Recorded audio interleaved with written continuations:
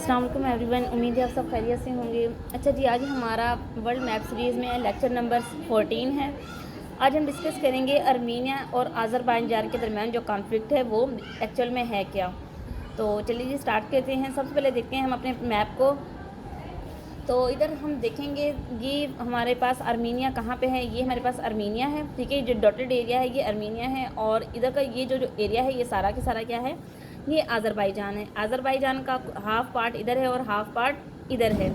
अगर हम बात करें इसके नेबरिंग कंट्रीज़ की, तो ऊपर इसके जॉर्जिया है, इस साइड पे इसके बिल्कुल लेफ़्ट साइड पे टर्की है, और इसके वेस्ट में जो है वो है ईरान, और अगर हम इधर देखें कैस्पियन सी है, और ऊपर रशिया है। तो ये सारा के सारा मैप है अज़रबैजान का और अर्मीनिया का। अब इन दोनों के दरमियान में कॉन्फ्लिक्ट है क्या। अगर हम बात करें अज़रबैजान की, तो अज़रबैजान में एक ऐसी जगह है जिसे कहा जाता है नगोर्नो कराबख। नगोर्नो कराबख, ये देखें ये लिखा हुआ है नगोर्नो कराबख, और ये कहाँ पे है, अज़रबैजान में। यहाँ पे ये जगह वाक़ है। अज़रबैजान एक मुस्लिम कंट्री है, ठीक है। अज़रबैजान एक मुस्लिम कंट्री है, और इसमें ये जो जगह है ये नगोर्नो कराबख जो है, यहाँ पे क्रिश्चियनिटी रहती है। यहाँ पे ये लैंड जो है अज़रबैजान की है, और यहाँ पे मेजॉरिटी जो रहने वाले लोग हैं, जो यहाँ के अवाम है, वो कौन है, वो क्रिश्चियन है। उनका ताल्लुक़ कहाँ से है, वो अर्मीनिया से हैं, और अर्मीनिया जो है वो एक नॉन मुस्लिम स्टेट है। दोबारा से बात पे फोकस कीजिएगा, बात को समझने की कोशिश कीजिएगा। अर्मीनिया जो है यहाँ पे नॉन मुस्लिम्स रहते हैं, क्रिश्चियनिटी है यहाँ पे सारी के सारी, और अज़रबैजान जो है यहाँ पे मुस्लिम डोमिनेंस, यानी कि यहाँ पे सारे के सारे मुस्लिम अवाम रहते हैं। तो ये अज़रबैजान का कुछ पार्ट इधर है, जैसा कि जब पाकिस्तान बना था 1947 में, तो ईस्ट बंगाल और वेस्ट बंगाल बना था, यानी कि इंडिया के हाफ इस साइड पे पाकिस्तान था, हाफ उस साइड पे था। तो with the passage of time क्या होता है, खैर वो तो पाकिस्तान की बैड लक थी, जो फॉल ऑफ ढाका होता है और बांग्लादेश को अलग कर दिया जाता है। बट अज़रबैजान में ऐसा नहीं है। अज़रबैजान जो है दो पार्ट्स में डिवाइडेड है। एक पार्ट इस तरफ है, दरमियान में अर्मीनिया आ जाता है, और फिर अज़रबैजान का दूसरा पार्ट इस तरफ है। अब इनके दरमियान में जो कॉन्फ्लिक्ट है वो कॉन्फ्लिक्ट है ये है कि अर्मीनिया की जो अवाम है, जो क्रिश्चियंस हैं, वो नगोर्नो कराबख ये जो प्लेस है यहाँ पे आबाद है जाके। अब ये जगह जो है वो अज़रबैजान की है, और अवाम जो है अर्मीनिया की है। सारा के सारा कॉन्फ्लिक्ट यही है, इसके अलावा कोई ख़ास रीज़न नहीं है इनके कॉन्फ्लिक्ट की।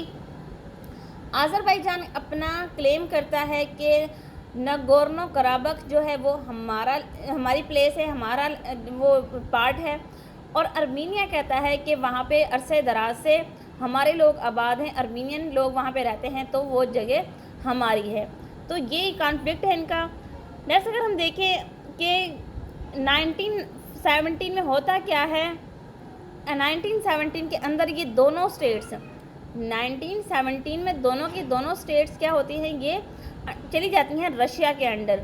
रशिया जो यूएसएसआर था, रशिया के पास चली जाती हैं दोनों के दोनों स्टेट्स, और इसके सबऑर्डिनेट्स में ये वक्त रन की जाती हैं। फिर क्या होता है, फिर आती है एक रेवोल्यूशन आती है जिसे बोल्शेविक रेवोल्यूशन कहा जाता है, और फिर ये रशिया से अलग हो जाती हैं और दोबारा ये इंडिपेंडेंट स्टेट्स बन जाती हैं। फिर 1922 में क्या होता है, सोवियत यूनियन जो है वो फिर से यूएसएसआर और फिर ये बन जाती है, और जो भी यूएसएसआर के पास क्या होता है, ये दोनों स्टेट्स वापस चली जाती हैं। पहले यूएसएसआर का हिस्सा होती हैं, फिर अलग होती है, और फिर अगेन उसी का हिस्सा बन जाती हैं। फिर 1991 में क्या होता है, डिसइंटीग्रेशन होता है, यूएसएसआर का डिसइंटीग्रेट होता है यूएसएसआर, और ये दोनों स्टेट्स अलग हो जाती हैं, अर्मीनिया और अज़रबैजान, और ये क्या करती हैं, ये दोबारा से एक इंडिपेंडेंट स्टेट का वजूद रखने वाली स्टेट्स बन जाती हैं। अब इनके कॉन्फ्लिक्ट में अगर हम बात करें, जो टर्की है, जो इनका नेबरिंग कंट्री है, वो सपोर्ट करता है अज़रबैजान को कि ये अज़रबैजान का ही हिस्सा है। बात अगर हम करें रीजनल पावर की, रशिया की, तो रशिया जो है वो इन दोनों के दरमियान में एज अ मेडिएटर वर्क कर रहा है।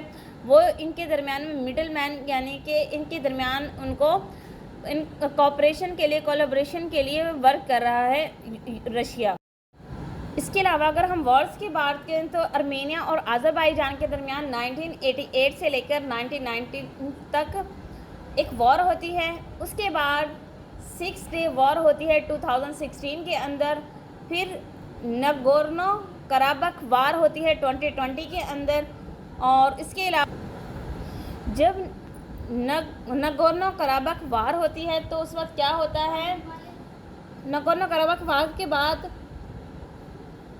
2024 अप्रैल में एक ट्रीटी साइन होती है और उसका नाम होता है अल्मा अता। एक ट्रीटी, एक एग्रीमेंट साइन होता है अज़रबैजान और आर्मीनिया के दरमियान, जिसके अकॉर्डिंग तय पाता है इनके बायलैटरल टाइज़ को स्ट्रीमलाइन किया जाएगा। इसके अलावा अगर हम बात करें इसकी नेबरिंग कंट्री तुर्की की, तो तुर्की जो है उसकी सारी की सारी सपोर्ट और वो वेपनाइजेशन भी करता है अज़रबैजान को और काफ़ी हद तक मिलिट्री असिस्टेंस भी देता है। तो उसकी सारी की सारी असिस्टेंस अज़रबैजान के साथ है। तो ये बड़ा ही हॉट टॉपिक था क्योंकि अप्रैल 2024 में इनके दरमियान में अल्मा अता के नाम से एक एग्रीमेंट साइन होता है और जो कि बायलैटरल टाइज़ को स्मूथ लाइन करने के लिए बनाया जाता है। तो हमने इसको डिस्कस किया थ्रू मैप, क्योंकि यहाँ पे देखिए मैप में इसकी इंपॉर्टेंस बिल्कुल बताई गई है कि आर्मीनिया कहाँ पे एग्जिस्ट करता है, अज़रबैजान कहाँ है और नगोर्नो कराबख कहाँ पे वाक़ है। इसके अलावा तुर्की की हमें बात करनी है क्योंकि नेबरिंग कंट्री है, वो इसे सपोर्ट क्यों कर रहा है। रशिया जो है वो इसके बिल्कुल नेबर में रहता है, तो वो इसको सपोर्ट क्यों कर रहा है। तो ये था हमारा आज का टॉपिक, आर्मीनिया अज़रबैजान कॉन्फ्लिक्ट। उम्मीद है आपको चीज़ें समझ आ गई होंगी। इंशाल्लाह नेक्स्ट वीडियो लेक्चर मिलेंगे एक नए टॉपिक साथ। तब तक अपना ख्याल रखिएगा। जज़ाकल्लाह, अल्लाह हाफिज़।